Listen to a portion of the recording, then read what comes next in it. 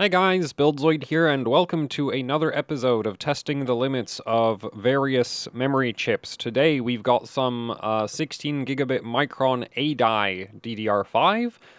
The memory kit is from Crucial, the motherboard is from MSI, so thank you to them for providing the hardware. And I have the i9-12900K from Intel, so yeah, anyway, we're just going to do what we did in the last video with the Hynix DIMMs. I'm going to be running HCI memtest, and we're just going to be testing how low I can get the timings before HCI memtest either starts spewing out errors or the system locks up. This is not a good method. So this method of testing the timing limits of your memory is very dangerous for your operating system. So don't do this on your daily OS, at least if you care about data integrity. If you don't care about data integrity, I'm not going to stop you, but don't get surprised if your file system gets destroyed by trying to copy what I'm about to do. And it's also not going to give you settings that are stable for 24/7 24/7 operation. The point of this is to figure out which settings are absolutely not going to work. Yeah, the memory voltage right now is at 1.4 volts, which is not that high for DDR5. I do have a fan on the memory, though unfortunately the ambient air temperature right now in the UK absolutely sucks. My desk is sitting at 30 degrees Celsius. There's a bit of a heat wave right now, so yeah, the fan still helps cool the memory sticks. It's just, it's not like if I was doing this in winter, the RAM would be like 10 degrees cooler, and I would even with the fan, it would still be like 10 degrees cooler. So anyway, yeah, let's get into it. The memory currently is at 5600 megabits per second. And so far everything is just on auto, so let's put the system specs away. And oh, actually somebody suggested on the previous episode that I should try do this at a lower resolution so that people can actually see the memtweakit UI. So we're gonna try, yeah, I think I'll have enough pixels to fit memtest next to this. There we go. Yeah, everything fits. Okay, and things are a lot more legible. So yeah, we're probably going to keep doing, if I keep making videos like this, we'll keep doing them like this. Anyway, what are we going to start with? Well, we're at 5600. I think we're going to start with our we're going to start with our, the things that make the biggest difference to performance. And we're also going to start memtest first. So let's start memtest, see what kind of memory bandwidth we're hitting. Hopefully it doesn't start spitting out errors at 5600. These sticks, I've mostly run them at 5400. I think Gigabyte just straight up forgot that Micron memory chips exist again. It's a semi-regular occurrence. Because yeah, I've run these sticks a bunch on Gigabyte boards, and there I've not been really able to get them past 5500, and then, well, to be fair, I think on one of the original BIOSes for an MSI motherboard, I couldn't get these to go above 4800 at all, so that was really rough. But yeah, we're on the latest BIOS for the Unify X right now, at least the latest public BIOS for the Unify X, and yeah, the support for these memory chips seems pretty good because it does boot 5600 without any real effort on my part. I've just punched in 1.4 volts for the memory voltages and left absolutely everything else on auto. Anyway, so that is now happily running. Also, I do actually want to see the CPU temperatures, because we are on an air cooler, and this is a 12900K, and that's not ideal. Low core temp? Oh, it's actually doing okay today. Cool. So anyway, let's get into it. The first thing, let's see if different group TRD can go to 4, and the answer to that question is yes. Can this go to 4? And the answer to that is also yes. And now if we set the 4 active window to 16, do we get a memory bandwidth boost? Maybe. Nah. The thing is, so changing the TRDs on DDR5 when you're at well, once you're at the really high clock speeds, it doesn't generally make much of a difference. But even at this low one, we're really not seeing much of an improvement. So let's max out the refresh interval. And that should give us a pretty nice boost. Yeah, so. And of course it does. RTP 16? 12? 8? Neat. This can go as low as 4. Now, if you check the DRAM, like DDR5 documentation, the documentation says that, well, the spec only supports RTPs as low as, I think 12. But the thing is, RTP is controlled by the memory controller, so this isn't like... CAS latency is actually has to be somewhat supported by the memory chip. Like, there are memory chips where if you try to set the CAS latency too high or too low, it just doesn't work because the memory chip literally cannot support that kind of CAS latency. Because the thing is, the CAS latency timing actually, that's controlled at the memory chip side, where it controls the delay between the memory chip getting a read command and the memory chip outputting data, right? And there's no there's no extra step where the memory controller goes, hey, now output data. It's just like the memory controller sends a read command, and then the memory chip counts from the read command a CAS latency of cycles, and then spits out data. So the CAS latency is one of those timings that is actually limited by the memory chip. But for a lot of the other timings, like CAS write latency, like this is controlled by the memory controller. So the memory controller can just decide to write data to the memory chip whenever, and you can have basically an arbitrary value of CAS write latency within the range of what the memory controller itself supports. Similarly, read to precharge, like the memory controller sends a precharge command to the CPU. I mean, the CPU memory controller sends a precharge command to the memory stick. If the memory controller decides to do that in 4 cycles, like, so what? Like, it'll still do it. Or at least it'll attempt to. If you set your RTP too low, and the memory controller sends a precharge command too early, you'll potentially cause data corruption, but that's why we're testing this kind of thing. And as far as I know, the Intel memory controller officially supports RTPs as low as 4. And these Micron DIMMs don't seem to have any immediate problems with a RTP of 4. So that is interesting. This is actually like as low as you can get on like Hynix DIMMs most of the time.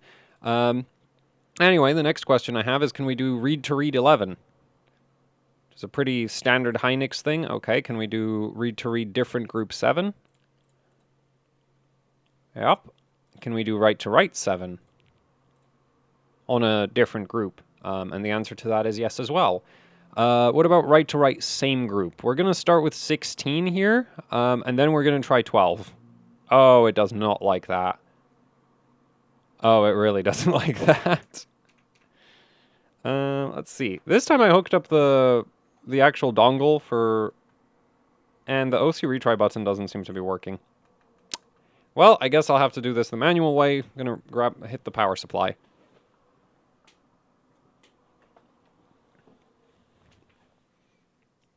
That is kind of annoying, though. Because I did hook up the little OC controller dongle for this board, and the retry button doesn't seem to work. So, that's fun. Which is surprising, because the retry button literally is just supposed to cut power from the PSU. Like, it's supposed to cut standby power and just power in general. As far as I know, it's usually implemented as just a couple of large transistors on the motherboard, so I'm surprised that didn't work, but, well, whatever, we can continue. So we're going to open up all our stuff again, and evidently these do not like writing a lot, which is kind of... So that is really interesting, because that seems to be like the defining feature of the SK Hynix DDR5 right now, is like it does really, really low write-to-write timings. You can have a write-to-write different group of 9. Actually, no, same group of 9 at like 6200, 6400, even 6600 megabits per second. And those DIMMs really don't care. Now, is it super important to performance?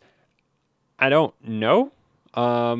It depends on if the workload needs to. Well, I would assume anything. You probably have to write at least as much as you. Well, no, you probably don't, because like Ryzen CPUs have single CCD Ryzen CPUs have absolutely terrible memory write performance. So, guess maybe like the write speed probably isn't that important to overall performance.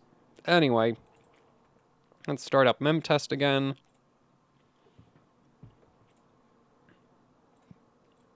And I'm going to start setting timings. 16, 4. This is neat, though, because I don't think you can do RTP4 on Samsung, which, unfortunately, I didn't demonstrate that in the...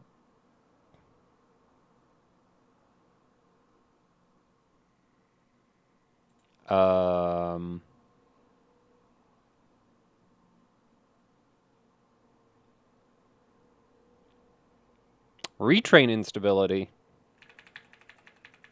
Yeah, that kind of makes sense, because like I did reset the power supply, so we're going to drop this to 5400, because I don't feel like contesting with the memory controller's inability to train the same thing twice.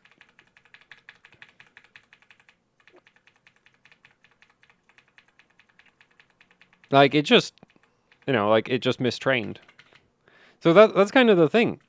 This is just a thing that happens with DDR5 when you're at the limits of the board or the memory chips or the memory controller. Like, if you're right at the limits of any one part of the chain, yeah, this happens. You reset the system and suddenly stability goes straight to hell. So it's nice that I managed to catch that on video for once. Because that is an issue that is just, like, I can tell you about, like, yeah, you restart the system and suddenly the stability is gone, but now you can actually see it. Because the thing is, when you're adjusting the memory timings in the operating system like this, like, they get reset every time you reboot. So none of the timings I changed were still applied, and yet, like, we went back to, like, auto timings, and it was just completely unstable, when previously it was running memtest just fine. So, yeah. So we're going to try to do this at 5400, because at 5400 this really shouldn't happen.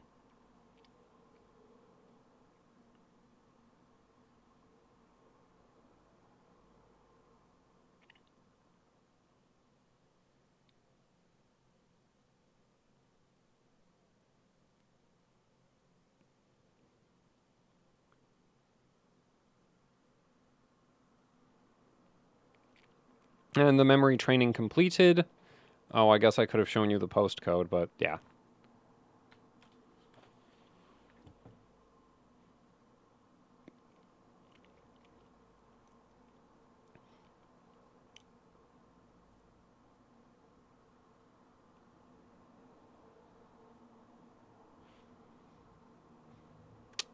Okay, let's get memtest up and running. Theory, we shouldn't have a bunch of errors again. Move this to the side, 16, 188.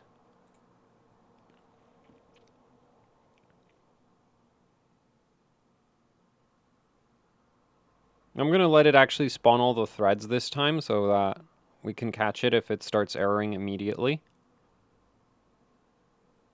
But yeah, okay, I think it'll be fine. That is, like, this is one of those things that I just don't get how it happens. Like, how do you have settings? Actually, no. I've encountered kind of the same thing back on X99, and Ryzen used to do this. Well, no. Ryzen's retrain problem was that sometimes you would turn off your computer and it wouldn't post. But Intel platforms have basically, oh yeah, it still boots, but it's just very unstable.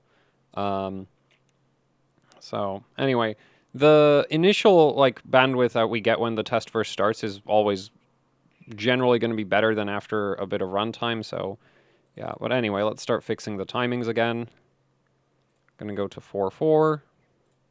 It's really interesting, like on DDR4, these two timings make such a huge difference to performance, and on DDR5, they don't have nearly as much of an impact. And it's probably just because there's a lot more bank groups, and also because DDR5 is just clocked so much higher. Anyway, we're going to apply... Wait, what? This was fine before.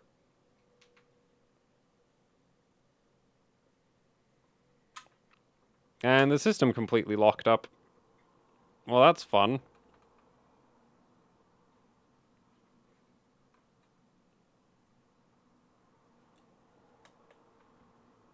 Oh, I figured out how the OC retry button works. You have to hold it and press the power button. That's dumb. It's like, why doesn't it do both?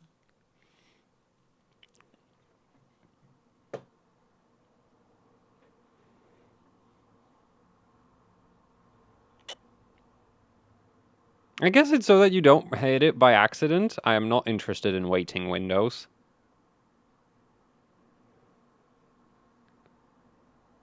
But yeah, okay, so if you have a Unify X and you're wondering why the OC retry button doesn't work on the, like, the controller thing, it's because you have to hold the OC retry as you press the power button. If I lock up the system again, I'll show you. So, and by controller thing, I'm referring to... There's too much crap on my desk. Give me a second. Like, the cables are tangled, so... I mean this thing. Ugh. Yeah, this thing. So you have to hold the OC retry button and the power button at the same time. Otherwise, nothing happens. Yeah. Anyway, oh, that is kind of neat. That, like... yeah, I don't know how I feel about that. On one hand, it does stop you from pressing it by accident, which would be incredibly frustrating if you actually pressed it by accident, because it's just, like, it's literally the equivalent of power cycling the PSU. Like, that's the whole point of that button, is it just full resets the system no matter what.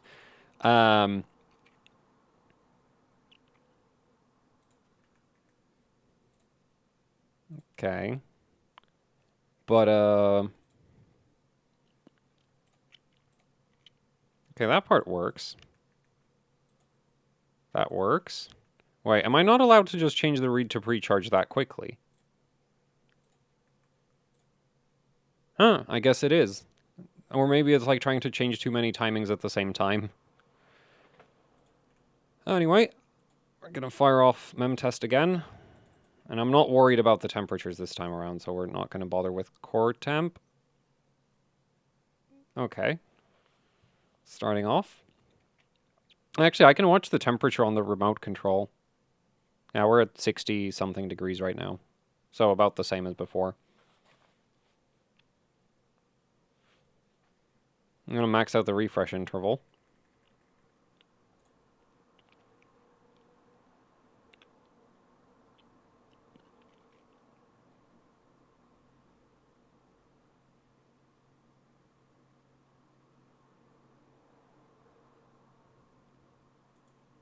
So, right to right 16 doesn't work, but does 24 work? Yeah? 20... Let's try 22. That still works. 20. Still works. 18. Doesn't work. Yeah, so now that it's locked up, right? So if you hold, you have to hold the OC retry, and... Wait, what? Oh no, it doesn't work. Oh, I guess it just powered off on its own then last time I tried to do that. Damn it. Okay, so the OC retry button just doesn't work. Well, that's dumb. Oh yeah, it just resets itself eventually on its own. Well, that's neat. I guess if I'm just patient, it'll do it. Like, there are some boards where if you lock up the system with memory timings, it'll just be locked up. And, yeah.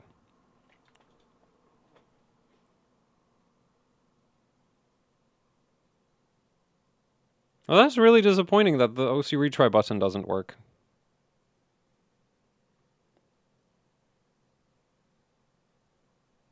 Okay, so it doesn't do 18, which is, I think, the worst result for right-to-right so far. Also, I want to try that RTP thing. So 4? Oh, what? Okay.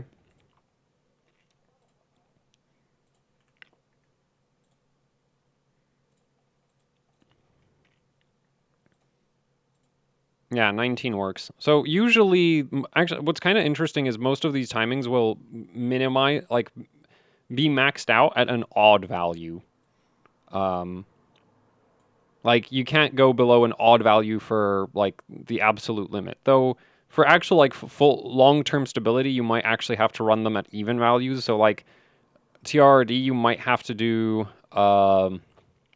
12 for full stability instead of, like, even though 11 is, like, the lowest possible, lowest usable value. Oh, whoa. Wait. What?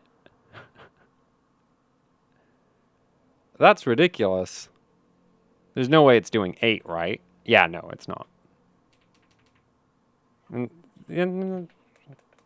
Yep. No. OC retry button doesn't work. The funny thing is, I'm pretty sure you could make a 24-pin, like a thing that goes between the 24-pin and the power and the motherboard, that would handle an OC retry function. Or like a retry button function. Because as far as I know, you literally just cut all of the power delivery. So it would basically need to be a little PCB with some MOSFETs and a button and reset the board. Could maybe even do it without turning off the power supply, though I'm not sure how good an idea that is. That could cause like some kind of power sequencing issues. There's not really a concern of like not cutting 12-volt power to the VRM. That generally shouldn't be an issue, but yeah. Anyway, at least the board seems to auto-recover pretty quickly when you just wreck the timings. Because, like, I didn't actually reach the power supply this time either. It just reset itself, so that's good. Okay, so this can do 9, 7, which is kind of insane. So I'm assuming 1717 works, and unfortunately, I've never seen 16 work, so let's try that. Like, I'm already... Wait, what? So this is very different in terms of timings compared to SK Hynix. Or Samsung for that matter. Then again, I usually run those at much higher clock speeds, so that might be part of it.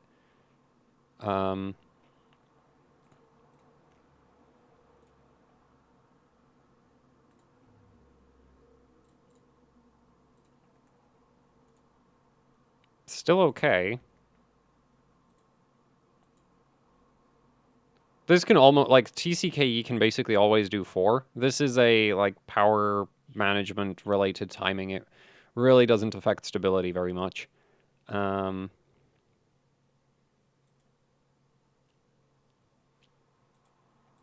I'm wondering, can we do 15? Oh, that is crazy.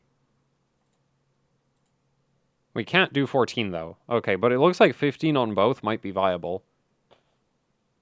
I mean, that's still not going to fix the fact that Micron just clocks worse than all of the other DDR5 memory chips currently available, but it doesn't hurt. It definitely doesn't hurt. This time I did get the power supply.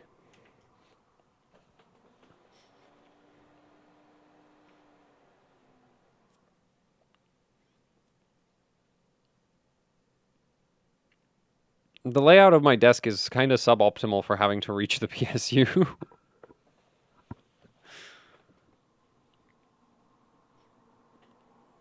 Don't feel like waiting.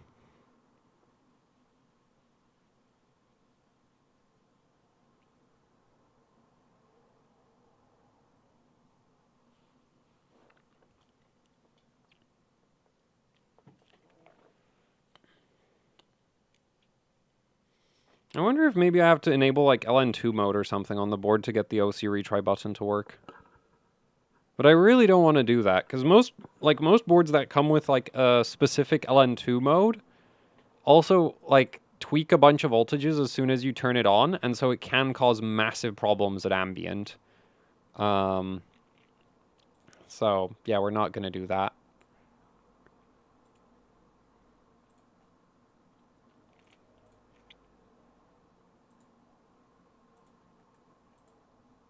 Okay, so I am still very confused as to why that one time it crashed when I did that. Oh, no, no, no, no. Wait, what? I can just scroll on these? Oh my god, that is amazing!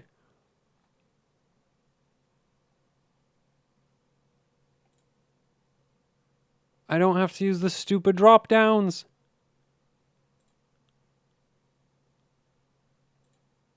My day has gotten so much better. Wait, oh no, I need to... Okay, the scrolling trick apparently only works on the ones with the drop-downs. Yeah, so we can do 9, 7, 15, 15. That is very low. I'm used to usually have, like, most of the time those... Well, I guess it's also because most of the time I'm not at 5400, so maybe that's part of that. Okay, let's try 48 over there. Okay, 64. Not bad.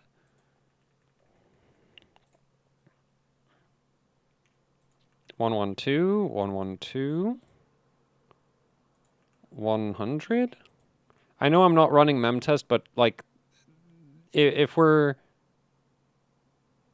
hit it hard enough, like it's just gonna crash even at idle. So it doesn't really matter. 48 maybe. 7, 7, 7, 7.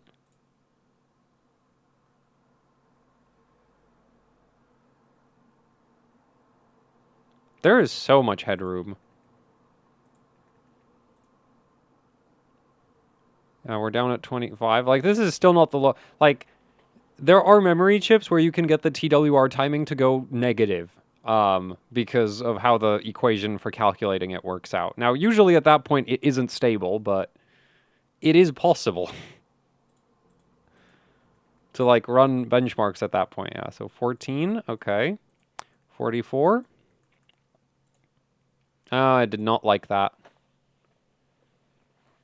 The thing is that timing actually sort of is linked to your cast latency. So at a lower cast latency, there's a decent chance it might go lower.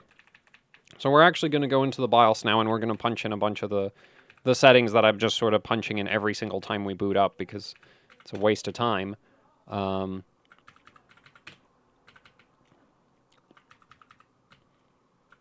So we're going to max our TREFI because the thing is, I wouldn't recommend it for 20. Like, I wouldn't try that for 24/7 operation.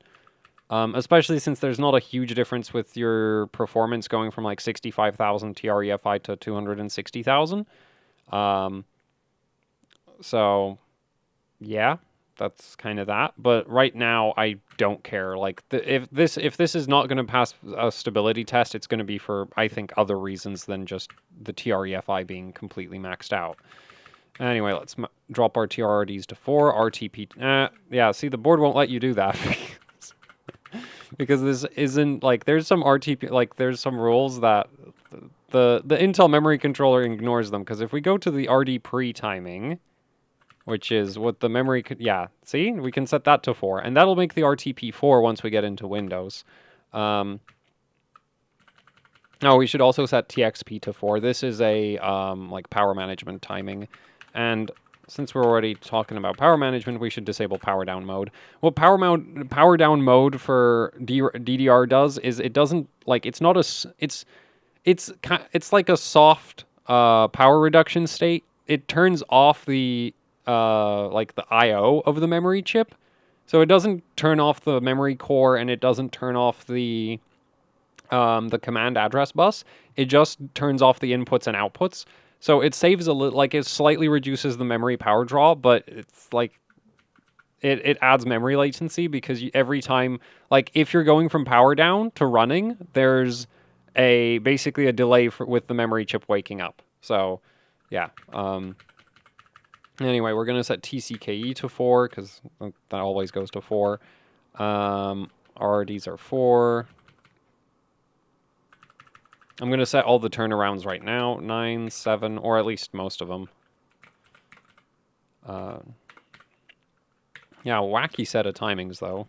Wait a minute. Oops. I did the Asus BIOS thing. So actually, it should be 19. Like, this is one thing that frustrates me to no end. There's, like, no standard as to which order your tertiaries are. So if you're, like, used to setting them on an Asus board and then you switch to an MSI or a Gigabyte board, the order is different. If you switch from an MSI to a Gigabyte board, the order is different again. And ASRock, I have no idea. I think ASRock might use the same order as Gigabyte. Since I think ASRock and Gigabyte are actually both using, like, the default Intel timing order, but yeah, anyway, just something to keep in mind. So,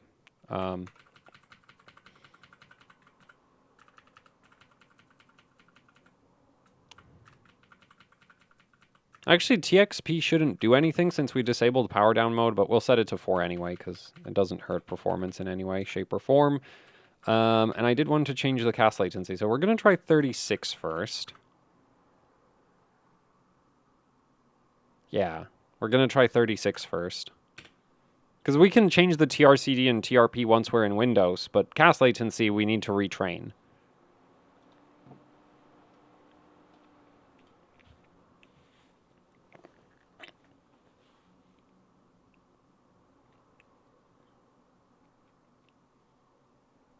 I think 36 should probably work. Yeah, so that looks good. Yeah.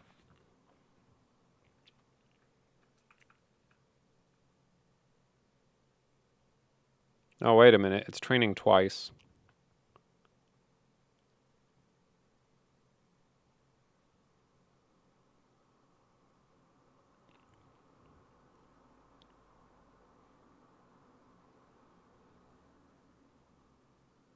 Wait, it can't do 36?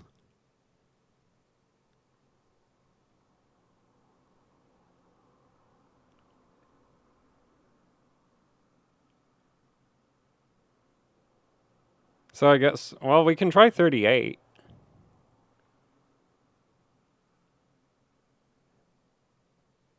Yeah, it doesn't do 36. Oh, man. At least this board's auto recovery is pretty good.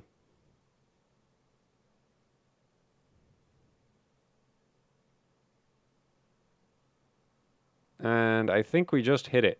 Yeah. Yep, we just hit the auto recovery. So it doesn't do 36. Or it might be some of the tertiaries. Just because you can punch, like, just because you can set certain timings once you're in Windows doesn't mean it's possible to train with them. But I'm pretty sure in this case it's just the cast latency. Let's boost that up to 38 and try that.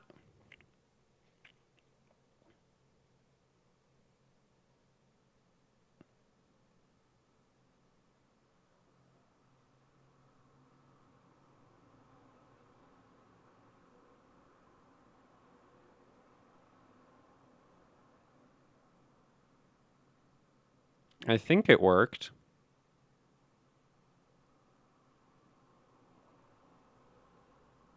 Yeah, that worked. Cool.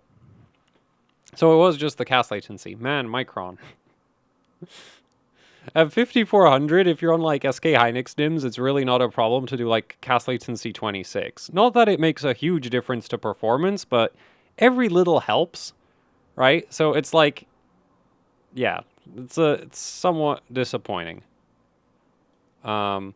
Like my approach to tuning the primary timings is like, while they don't really do that much, if you've already set everything else, you may as well set your primaries as well, right? Like if you're going to adjust all of your other timings, you may as well set the primaries anyway.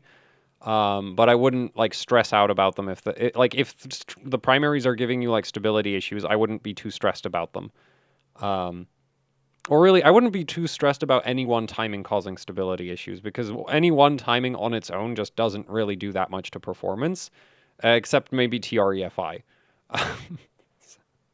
But there's like, it's pretty unlikely that you'd have to set your TREFI at like stock. So anyway, let's start memtest and hopefully it doesn't immediately vomit errors. Oh, it does. Oh, so I guess CAS 40 is actually what we're going to end up at. Fun. I hope it's literally just the cast latency, because if it's another retrain instability, that would be really annoying. Admittedly, I didn't run memtest before I crashed the system last time, did I? So maybe it's some of the other timings, but I have a sneaking suspicion it's literally just the cast latency. So, no. I mean, 39 might work, but like the difference between 39 and 40 is not a that's not a difference. It's the same thing. Hopefully at least TRP and TRCD come down low.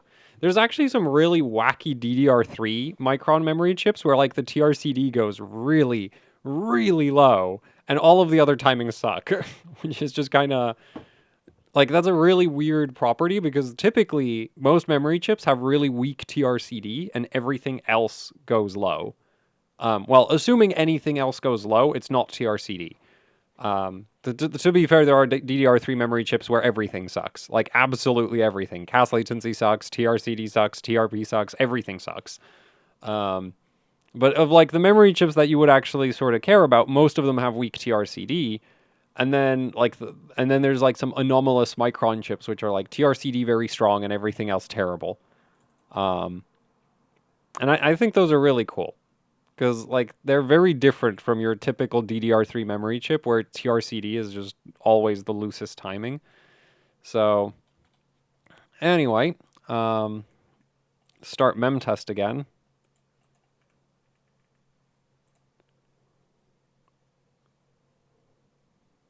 Yeah, it was cast latency. Man, so these really don't, like... Okay, let's try 39 TRCD then. There's not really much left, right? Like, also that means we can't really tune the TWR too much because the cast latency is not going to come down. Wait, I can scroll. Let's try 3939. Cool. 38.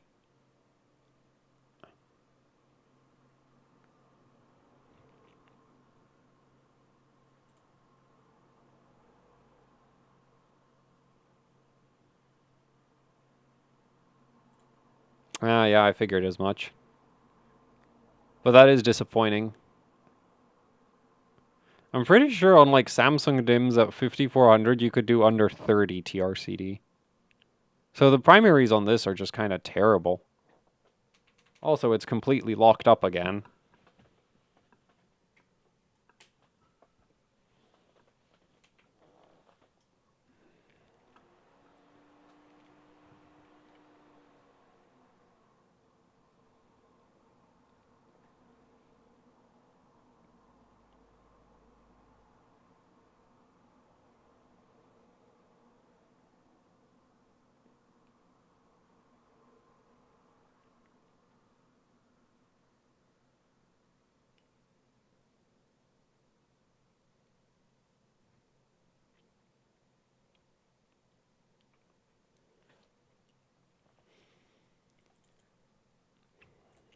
Okay, so 40, 38, 38 is... Well... I want to try 37 TRP. Oh, that works. So 40, 38... Wait, does 36 work? Oh man, this is whack. Micron memory timings. To be fair, Samsung B-die does a similar thing on DDR4. Not DDR5 B-die is very different. DDR4 Samsung B-die, 8 gigabit. It's not that uncommon that you can end up with timings like 14, 13, 12 or 14, 13, 11. So 40, 38, 36 is kind of, you know, weak sauce. Yeah, even accounting for the memory speed difference, like this is still really terrible, but it's not uncommon to have timings where it's not impossible to have memory chips where the timings work out like this. It's kind of rare, but it's not impossible.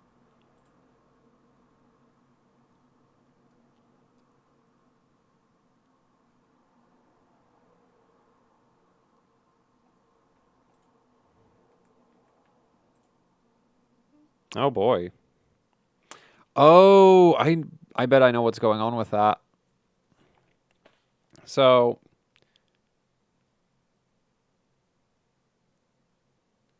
That might be a row cycle time issue. I think it'll be like you can either have tight TRP or you can have tight TRAS, but not both. Yeah.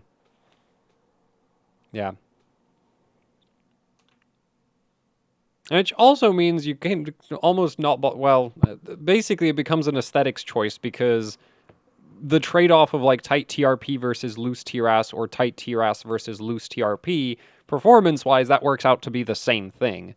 Because TRP is how long it takes to close a row, close an active row of memory, and TRAS limits how soon you can choose to close an active row of memory. So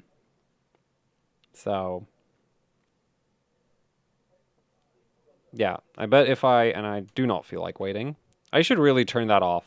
Like, people keep telling me in the comments I should turn off the, like, error screen for Windows, but I just can't be bothered. It's just a reset button press away from not being a problem.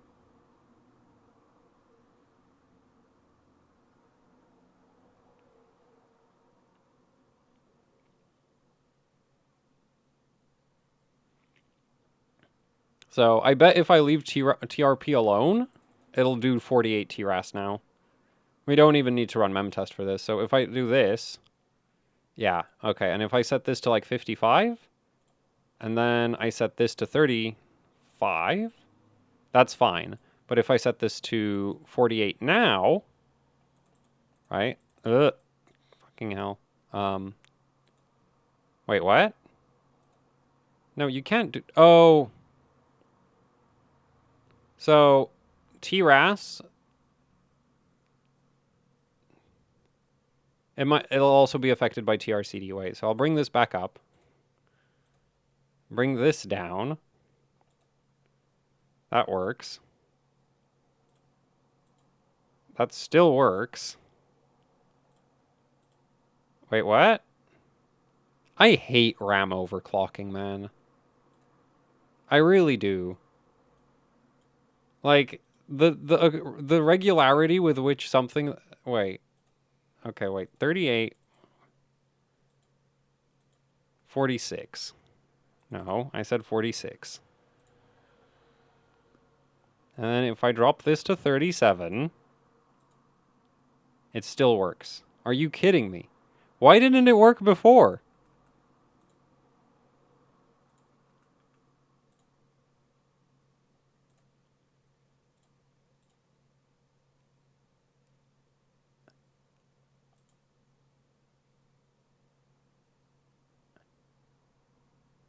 I hate RAM. I really do.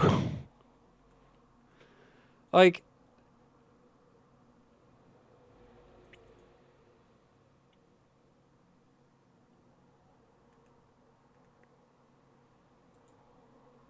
Okay, so 36 does not work. I'm pretty sure I punched in 48 the last time I crashed it.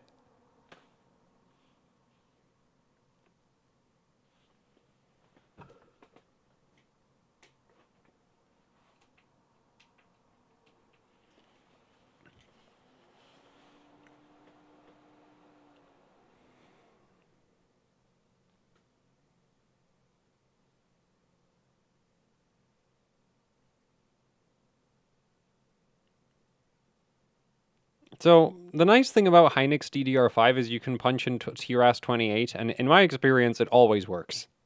Always. No, like... Yeah. And this over here with, like, oh, sometimes it works, sometimes it doesn't. Maybe it's because it tried to apply all of the timings at the... Well, let's try that, right? Let's try apply 35, and 37... No, 38, right, yeah. And 48. Now it works. What the hell? Okay, let's try 34. Still works. That is really low. Well, actually, it's not. It's really low compared to the other two timings, but in the grand scheme of DDR5 TRP, not really.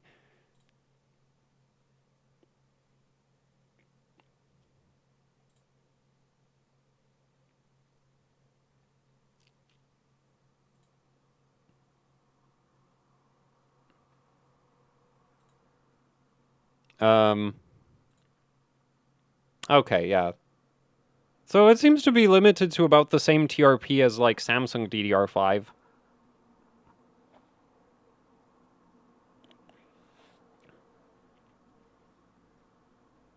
So that's one primary timing that doesn't suck too much. Unfortunately, of all the primaries, that's probably one of the least important ones. Yeah, like TRP and TRAS, unfortunately, really don't do very much. And especially TRP in my experience. Because TRP is literally only, like, TRP is what you do at the end of a memory access. Or, like, once you're finished with accessing a certain part of the memory, you use the TRP timing. And the thing is, a good memory controller is going to be, pipelining its memory accesses pretty heavily.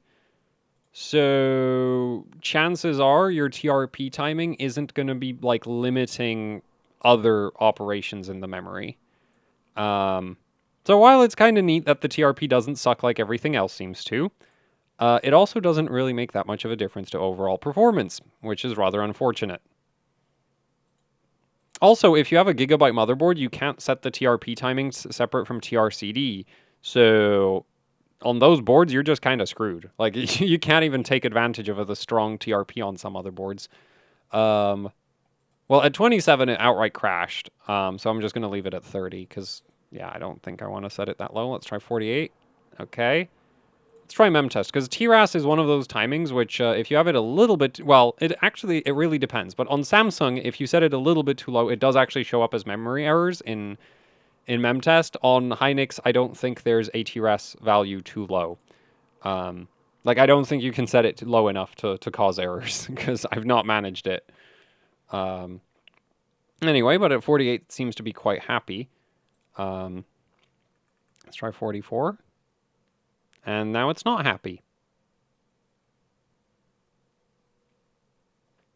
I think this is the limit for the primaries, probably.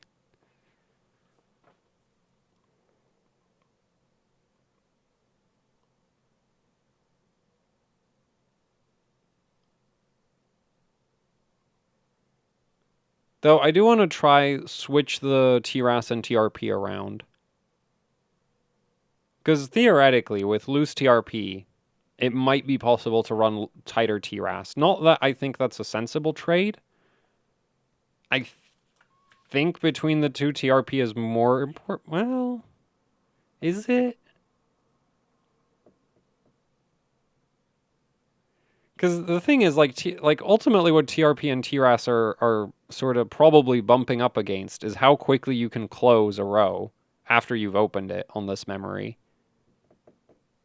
So it probably doesn't matter which one of them you tighten up more.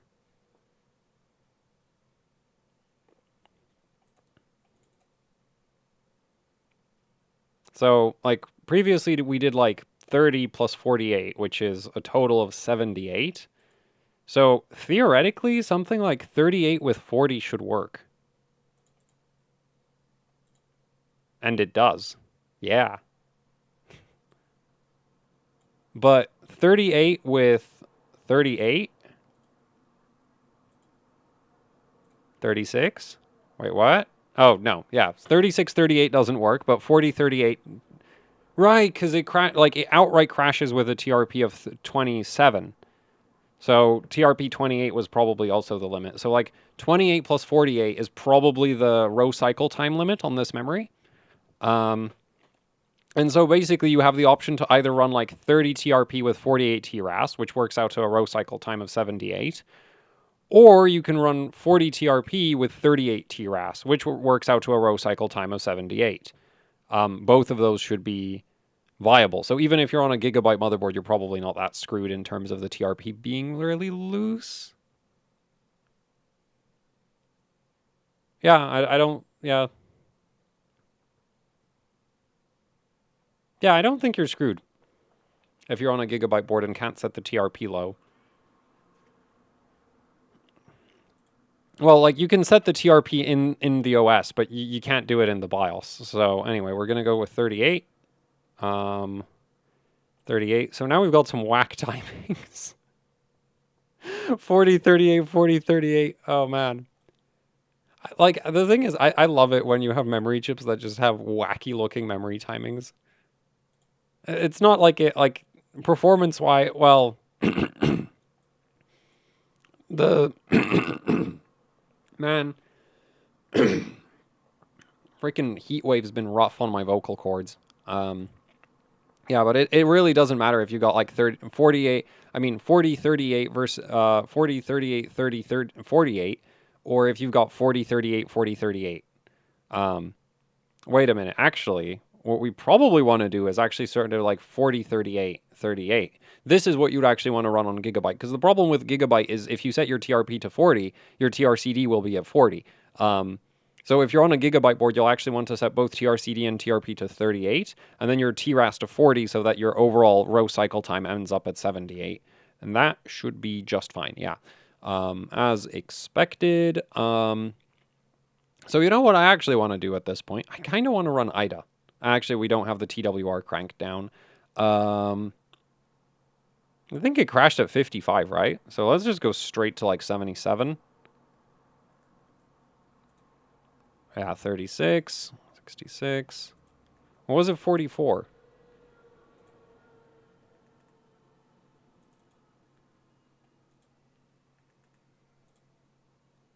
$22. That's like a reasonable TWR value. So let's hit A-die. Because I'm kind of wondering how this performs. I think it's going to be terrible, though.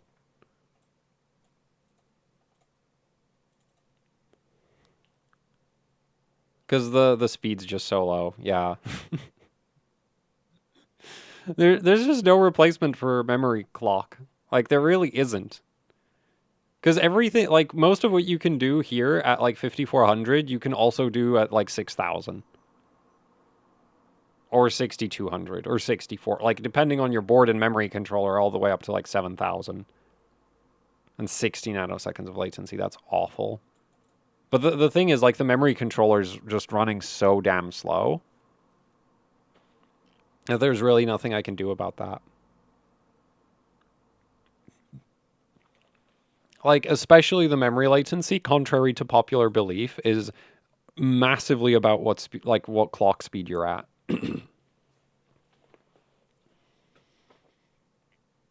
Because you have the delay of the data getting from the memory to the memory controller, and then there's the delay of the data getting out of the memory controller into the CPU cores. And with the current setup that we have here, it takes forever for the data to... Well, it probably doesn't take that long for the data to get from the memory to the memory controller. It takes a while. Like, we are at cast latency 40 at 5400. But then, like, the memory controller is running at what? Like, 1350 megahertz? Right? Like, we're running at, like... This is like if you were running... This is the equivalent of Gear 1 DDR4 2700. Right? That's 1350 megahertz memory controller clock. So this hurts. This really hurts. Yeah. I mean, to be fair, if you get like a 6000 CL36 XMP DDR5 kit, it'll probably be around 60 nanoseconds latency as well because the sub timings are terrible. But if you tighten up your sub timings on a, 6000 XMP memory kit, your memory latency is going to be way better than this. So this is really rough. Also, actually, I want to just quickly show you something. I'm going to go like that.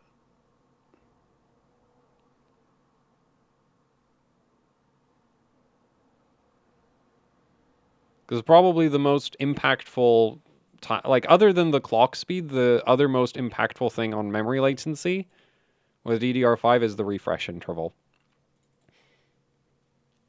Because what A-die is measuring is, like, the average latency to access the memory. And obviously the cast latency is really not helping in this scenario because if you're starting after you finish a refresh cycle, the fastest you can do you can get data from the memory is TRCD plus CAS latency.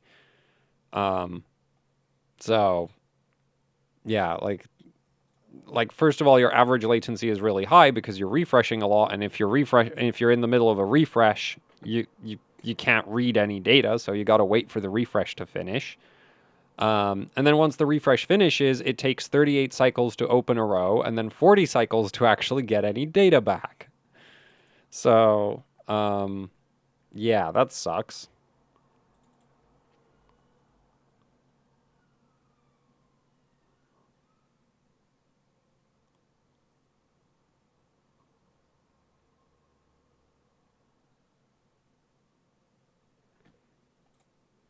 Yeah, this is not great. I guess you could try 1T command rate. That would maybe shave off a little bit of the memory latency. Let's see if we can tune the TRFC at all. 422. Not that lowering your TRFC by 11 is going to do much of anything to your overall performance, but like, you know, if there's nothing else you can do, you may as well try. I guess we could also try these because I didn't really minimize those, I don't think. So let's try 60. Okay. Not that those should really impact the latency. They're mostly going to affect the, like, speed tests. Really, I think this one should probably mostly affect the copy and maybe the write, because this is write to read delay. Oh,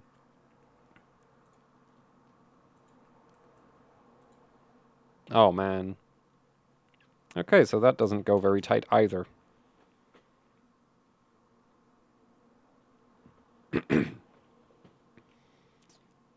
I think, yeah, like the main problem with Micron DDR5 is just the speed. It just doesn't clock very high.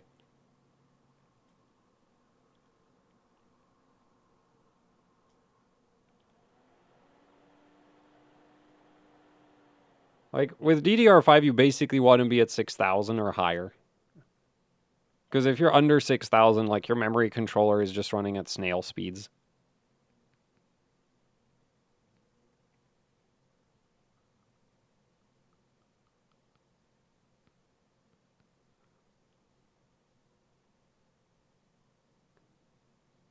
Though, depending on your workload, if it's not memory bottlenecked, it really doesn't matter. But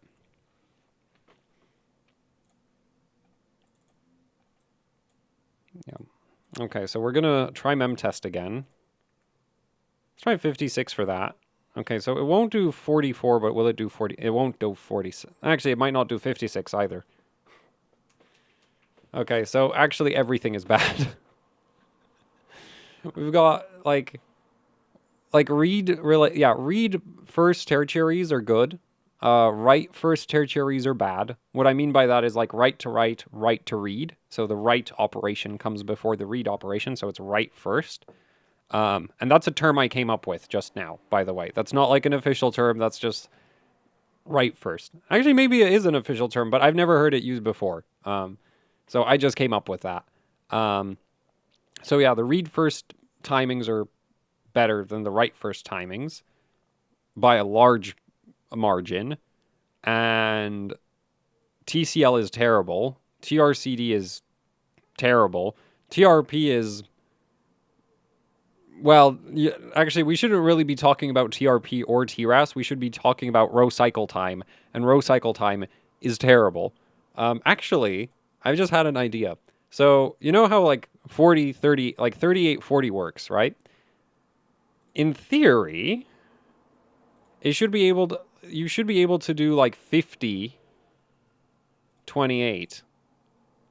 So I'm just going to leave this at 55 for now, right? And then 2, 8.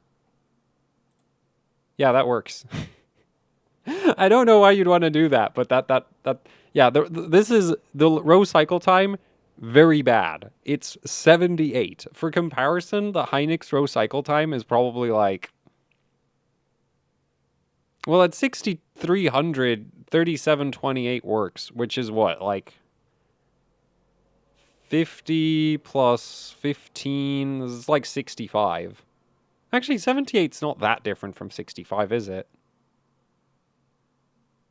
Yeah. Though at lower clocks, Because at 50, like in the CL24 video, I think the timings were 24, 29, 29, 28, which would actually put the row cycle time at under 60 cycles, which is quite a bit better than 78. Anyway, there is absolutely no reason to run your timings like this. This is really dumb. Don't do that. Like the 40, 38, 38, 40 setup is a better idea.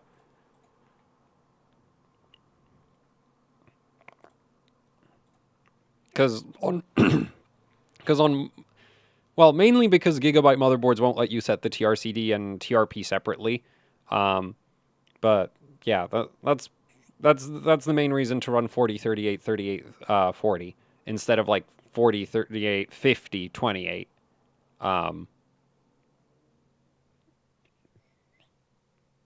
Yeah.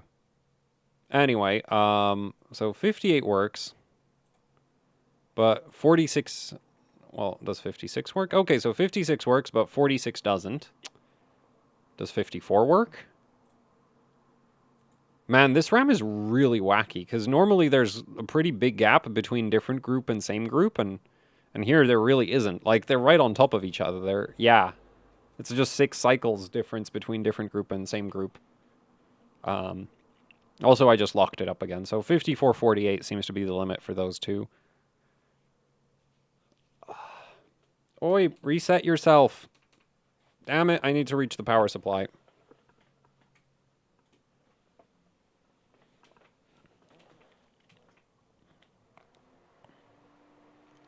You know, 30 minutes ago, I was pretty excited that I was making good progress on these timings in just 30 minutes.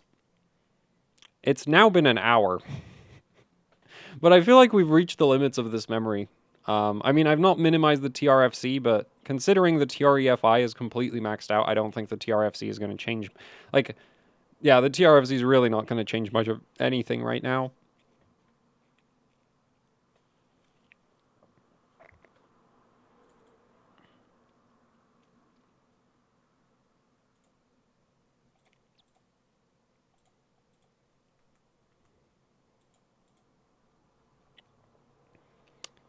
Okay, I think it was 65 for these two. Actually, I had them at like 63, didn't I?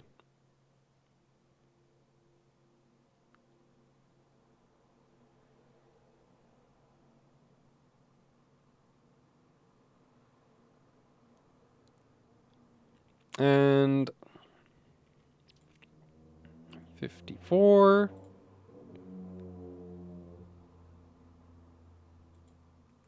Let's try 411. I mean, now we're actually going to want to run memtest for TRFC. There's also refresh cycle per bank. Oh, and I wanted to check the RTLs. Oh, these are... Oh, right, because the cast latency is super duper high. Yeah. Where's per bank? There's per bank. Oh, it's a 351, so let's try 300.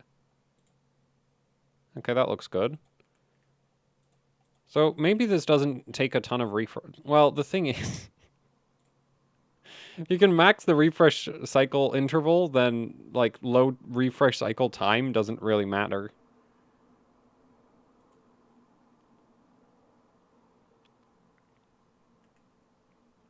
I'm gonna try 388.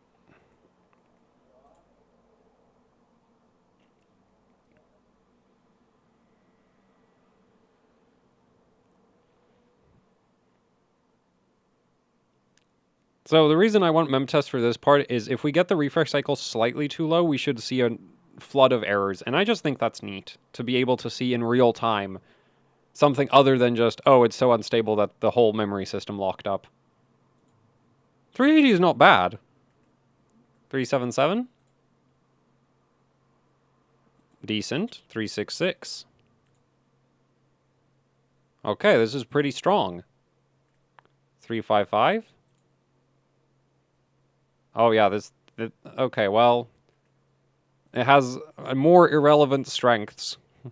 What I mean by irrelevant is like with your TREFI, like with TREFI this loose, it really doesn't matter that the refresh cycle itself can be short. 333? Okay. Like, this is Hynix territory of refresh cycle. 322? Yeah. But, again, like, it like, you know, shortening something by 30% when you do it, like, very infrequently doesn't really matter that much. So we should be able to run much lower per bank, because generally there's a pretty consistent gap between, like, your refresh cycle and your per bank. So since we can do 322, I would assume, like, 255 should work. Oh, it doesn't. That's what I get for Hynix. Oh, also we have some 48 errors. I wonder if they're from the refresh cycle per bank, or if they're just from the 322 on the main refresh cycle.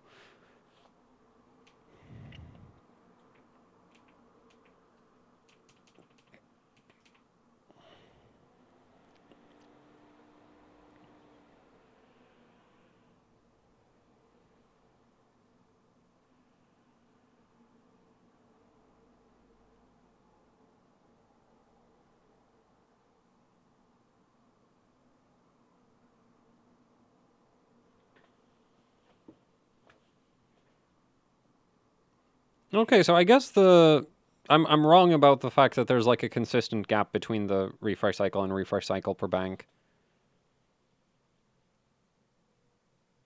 I wonder why the spec then has, like, a gap between them. Because now that I think about it, like, whatever circuitry handles the per bank refresh cycle could be very similar to whatever handles the main refresh cycle, so... Yeah, anyway. Let's try 54, 65, 65. I'm not going to punch in the 38s just yet. Now we're going to punch in the 38s. And let's run memtest. And drop this to 300 again.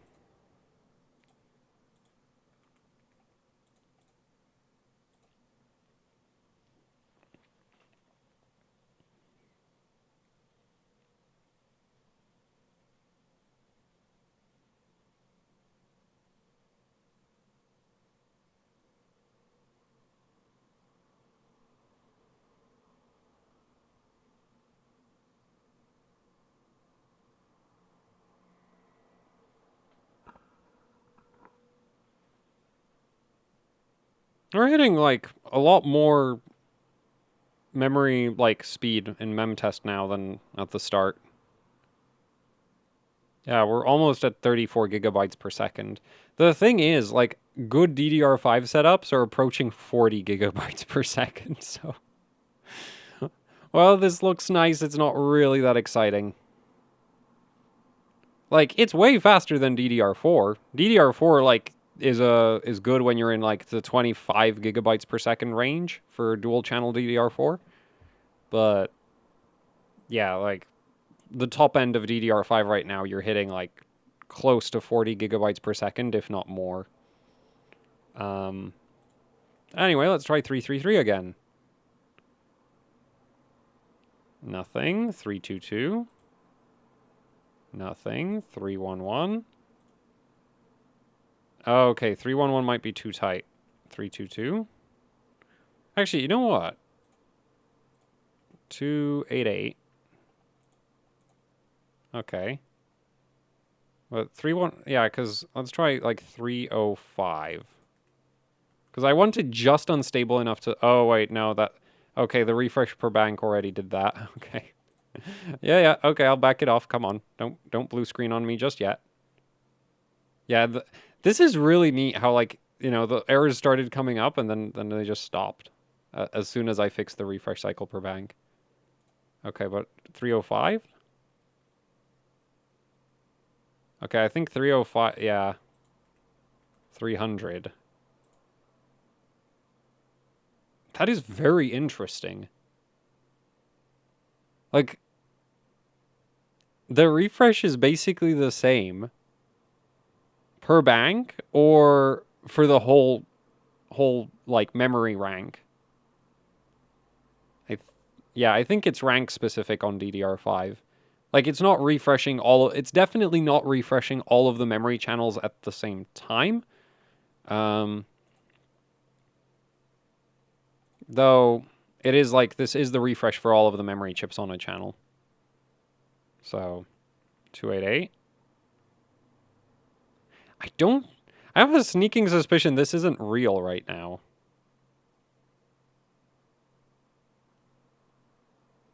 Because, like, the refresh per bank is longer, which just, like, doesn't really make sense, because refresh per bank is supposed to be the quick refresh option, not the long refresh, so...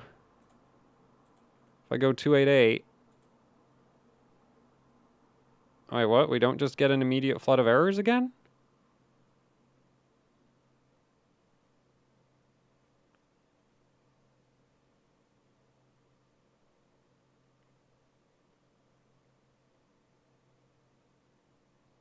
That's odd.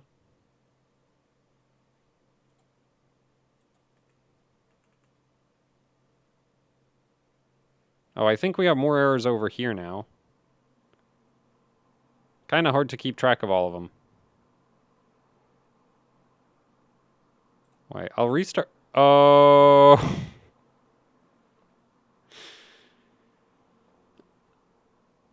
And I think that was a power delivery hit right there. Because when you stop memtest, it basically, like the power consumption of the memory stick just suddenly stops. Which basically means you get a pretty, like, it basically puts a bunch of stress on the voltage regulation. So that's probably why it crashed.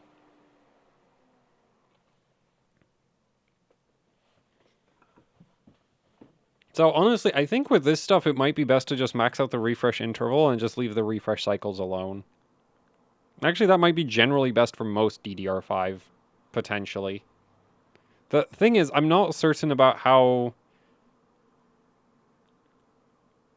Because the refresh cycle is basically the CPU tells the memory to refresh itself, and either the memory successfully refreshes itself or it doesn't.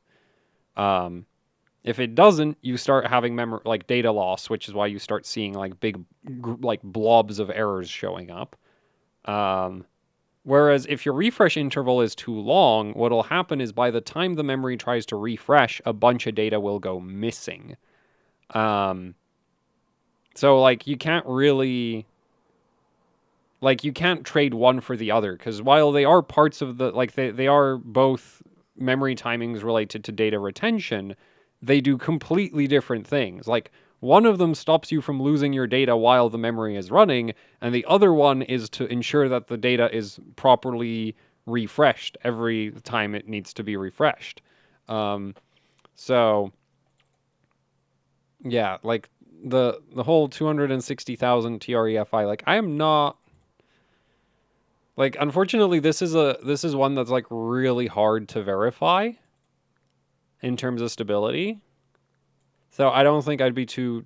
Whereas TRFC is pretty simple. Like, admittedly, you do potentially want to test your refresh cycle across, like, a temperature range, like, operating temperature range, that kind of thing.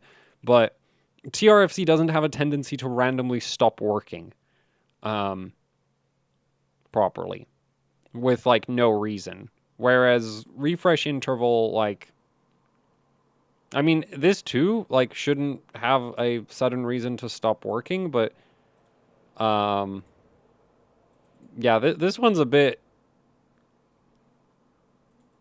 This one, I'd say, like, this one's also, like, you'd want to test that across, like, a temperature range and that kind of thing, because generally speaking, memory chips retain data better the colder they are. Like, the storage capacitors inside the memory chips leak less charge. So, yeah.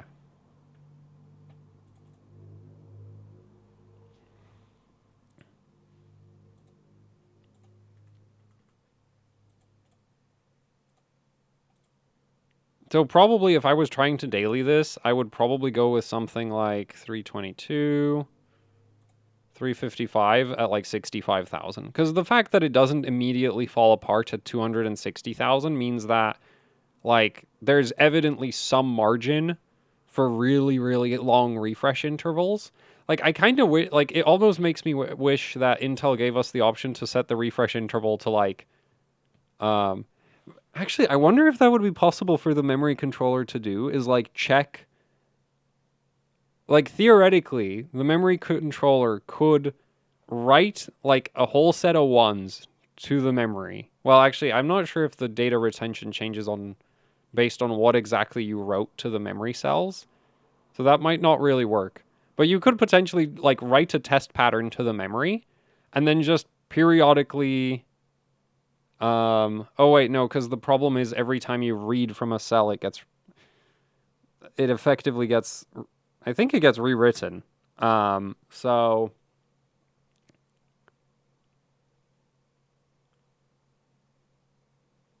but what you could do is you could write a test pattern and then just like wait for ages and ages and ages and then check if it's still there. And like monitor how much of the test pattern goes missing based on how long you waited. And that way you could figure out like where exactly the hard limit for the refresh interval is. I think you could do something like that. If you were build it, like if you had enough control over what the memory controller is doing, you could potentially do something like that. Alternatively, what you can do is actually just drop your memory speed really low, which effectively blows out the TREFI. Because if you go, so at 5400 megabits per second, we are running 2700 megahertz. So that means that our refresh, like the refresh interval is measured in clock cycles, literally like any other memory timing. And so that means, at 2700 megahertz, 260,000 clock cycles is a very different amount of time than, let's say, if I was running at 4,000 megabits per second, which is 2,000 megahertz, right? So at 2,000 megahertz, 260,000 clock cycles is a significantly longer period of time than at 2,700 megahertz. So and actually you can see this if you've ever looked at the auto value for TREFI. The TREFI value gets bigger and bigger as your memory clock increases, basically to compensate for the fact that the same number of clock cycles at different clock speed is not the same amount of time. Because the specification for the refresh interval is, I think, for DDR5 is like 3.9 microseconds. That's like the spec. It is required to not lose data if you refresh it every 3.9 microseconds. In practice, most memory chips can retain data a lot longer than 3.9 microseconds. As you can see from the fact when I punch in this or this, right, we don't immediately get memory corruption because, yeah, it turns out there's quite a bit of headroom on how long those capacitors in the memory stick are going to hold charge. I want to try that start-stop thing again. Oh, I also didn't set these. Oh, it doesn't like it when you do that while it's running. Okay. Okay, let's try reset with 40, 38, 38, 40.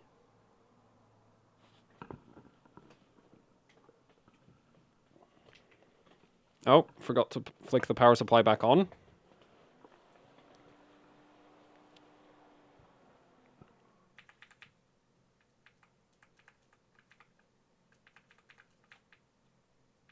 So actually, yeah, I think I'll just punch in all of the timings and we'll see if it can run memtest. Actually, maybe I should just use test mem5. I don't feel like, because memtest is actually slower. Maybe I'll run both. Yeah, I'll run a bit of both. That's best. It's like if you're not sure, just run more. Like if you're not sure about your overclock being stable, just run more stability tests. At some point, it'll be stable.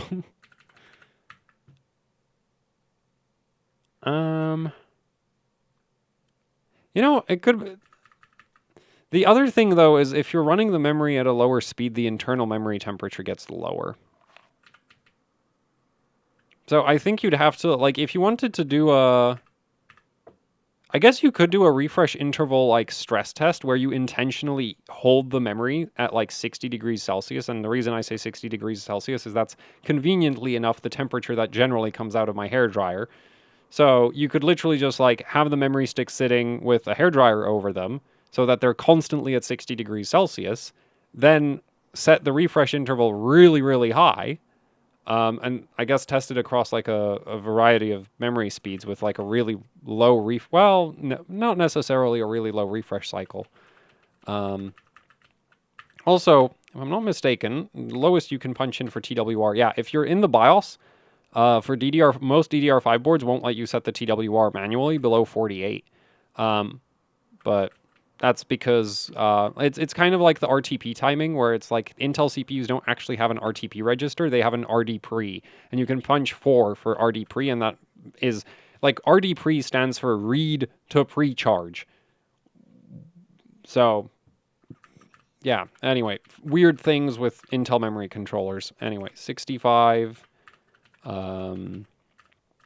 65.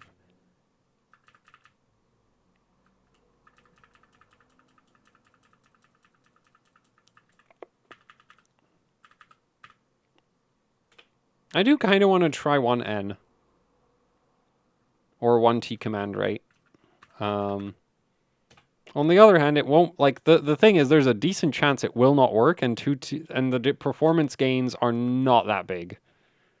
So, yeah, I'll actually just not bother. Like, 1T is one of those things that it's like, if it works, that's neat. If it doesn't work, oh well.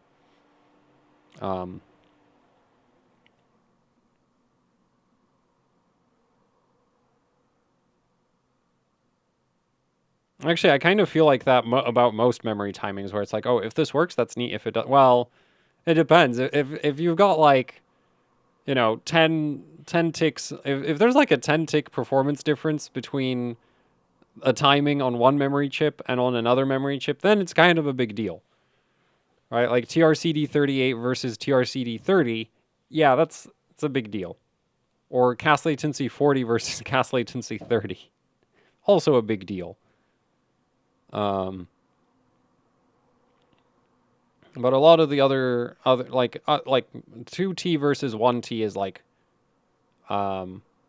you can, well, in Gear 2 you can kind of think of it as very kind of like removing 2 clock cycles from every command, because that's kind of what it does. So actually we don't, well, no, I'll pull up memtweak it anyway, and so testmem5 hits the memory control, like, I think hits the CPU a bit harder than HCI, so we do want core temp up and running again.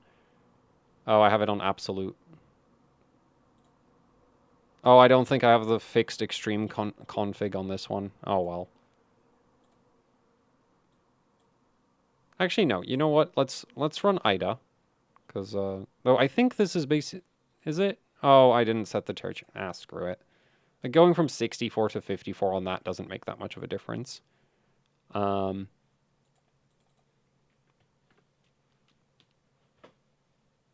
Like, it does make a difference, but not enough of a difference that I really care at this point. Anyway, I think that's it for this video. So yeah, Micron DDR5 is, like, even, because here's the thing, like, the timings we're at right now, they're probably not stable. I say probably because I'm not sure, but, like, I wouldn't be surprised if this doesn't pass a memory stress test, because we haven't, like, what I've done here is basically run the timings down as low as possible. And the whole point of memory stress testing is that you're trying to check that the timings that you've set are okay across a wide variety of operating conditions, right? So also, why is the latency worse than it used to be? I guess it could just be IDA things.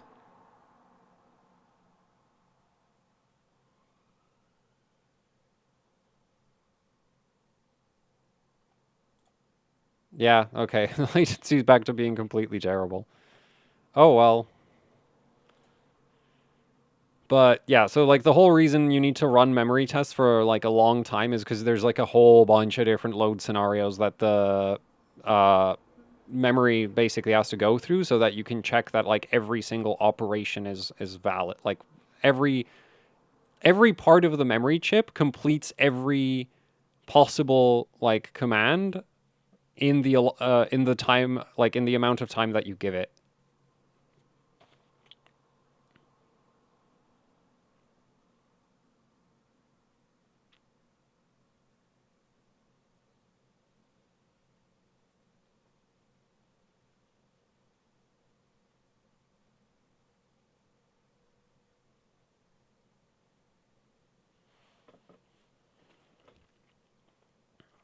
So a good Intel MLC result is like 50 nanoseconds or lower.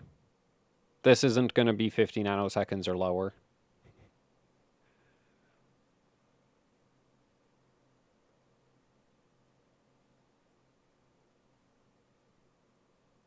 Or actually, no, around 50 nanoseconds is solid, but there are, like, I have seen setups that go under 40 nanoseconds. But those are, like, the upper limits of what DDR5 can currently do, so... And my CPU has no chance of doing settings that good. It does get under 60, though. It's not too bad, I guess.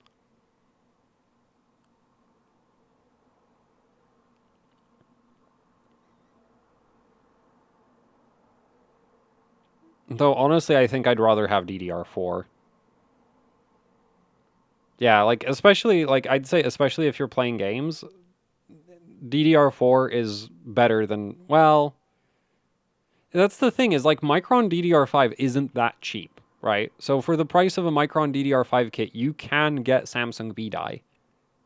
And you're not going to get, 85 gigabytes of memory bandwidth, but you're also going to be at way, way lower memory latency. And for a lot of gaming, that actually ends up being way more beneficial than, like that ends up being more beneficial than just having a crap ton of bandwidth at the cost of, like, really miserable memory latency. So, yeah. This is like... Yeah, this is like... If you're really pushing Hynix memory, you can definitely go under 50 nanoseconds. Also depends on what motherboard you're on. But this is basically, like... 5 to 7 nanoseconds worse latency than what, like, good DDR5 does. And we don't even know if this is stable. And, like, 52 nanoseconds in Intel MLC is doable with, like, a fully stable DDR5 setup. So, yeah, well, this is why I tell people, like, with DDR5, like, Micron DDR5 would be great if it cost as much as DDR4. Like, compared to cheap DDR4, I'd probably rather have this. But compared to good DDR4, I'd rather have the good DDR4. Anyway, so that's it for the video. I'll bring up the specs one more time. And hopefully this gives you some idea of what to expect in terms of memory timings if you have Micron DDR5. Like, for workstation tasks which need a lot of memory bandwidth, this isn't, like, this is still going to have an advantage over DDR4 just because, like, there is a lot of memory bandwidth, but in terms of, like, gaming, I'd recommend DDR4 instead of this. So, yeah. Anyway, that's it for the video. So thank you for watching. Like, share, subscribe, leave any comments, questions, suggestions down in the comment section below. If you'd like to support what I do here with actually hardcore overclocking, I have a Patreon. There's a link to that down in the description below. There's also the HOC Teespring store where you can pick up shirts, hoodies, posters, the usual YouTuber merch. And I also have a Bandcamp. There's a link to all of that down in the description below. It would be much appreciated if you check them out. And that's it for the video, so thank you for watching, and goodbye.